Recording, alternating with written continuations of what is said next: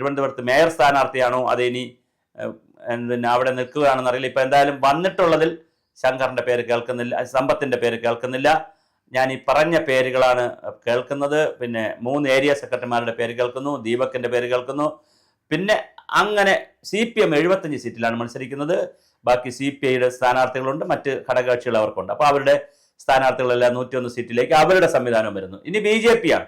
BJP സംബന്ധിച്ചിടത്തോളം VV രാജേഷിനെ മുൻനിർത്തിയാണ് ഒരു പോരാട്ടം നടക്കുമെന്ന് കേൾക്കുന്നു. പക്ഷേ VV രാജേഷിന് ഒട്ടും താല്പര്യമില്ല. അദ്ദേഹം അസംബ്ലിയിലേക്കാണ് അദ്ദേഹം നിൽക്കാൻ താല്പര്യപ്പെടുന്നത്. അതുകൊണ്ട് VV രാജേഷ് ഒഴിവായാൽ പിന്നെ പാപ്പനംകോട് സജി, ആശാനാഥ് അങ്ങനെയുള്ള ആളുകൾ, പിന്നെ മോഹനൻ നായർ എന്നൊക്കെ പറഞ്ഞ് കുറേ പേരുണ്ട്.